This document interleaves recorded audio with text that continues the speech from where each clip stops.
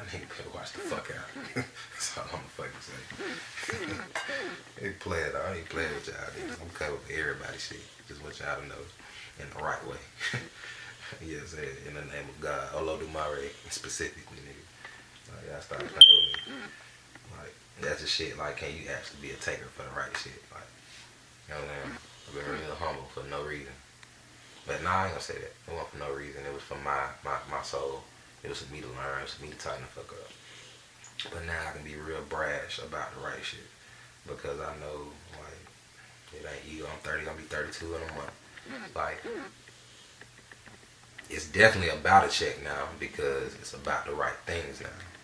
Like, I'm not bashful about me needing a bag, getting some money. I'm not bashful about me actually taking shit that's supposed to be mine. I'm not bashful about, like, actually, like, you know what I'm saying, doing what I'm supposed to do.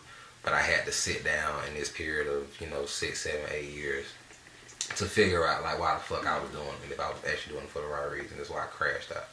You know what I'm saying? I crashed and burned because I wasn't doing shit for the right reason.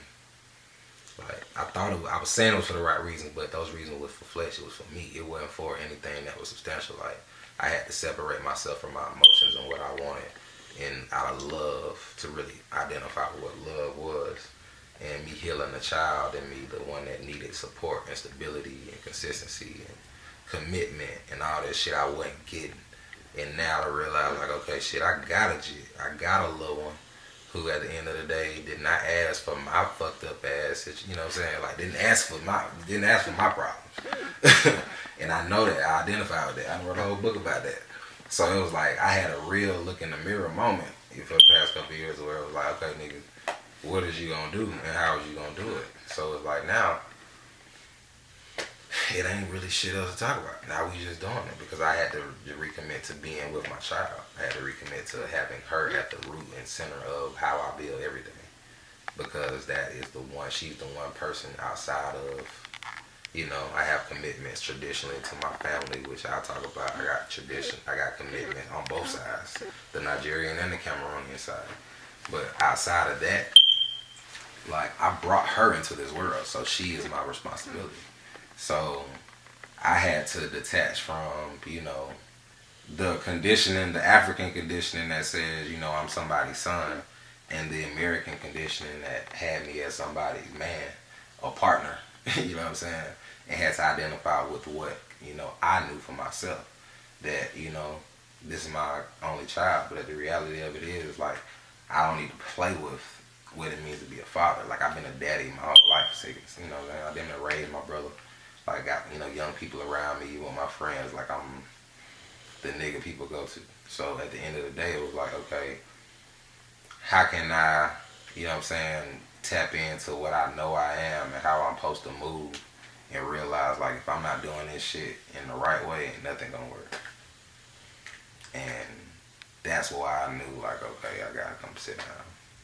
And I gotta, figure out how I'm gonna live, non-traditionally. It's back and forth. I'm on the road every other week. I'm in Atlanta. I'm in Huntsville. You know what I'm saying? I'm doing this today. I'm doing all that. But it makes sense. It really makes sense.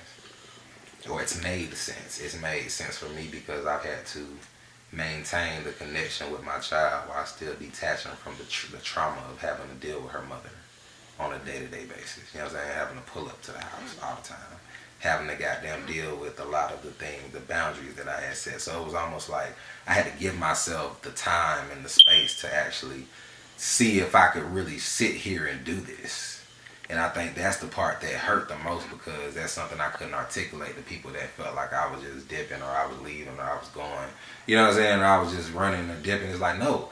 I know that my emotions in this time have taken over to the point to where I'm not thinking straight. I'm not thinking logically anymore.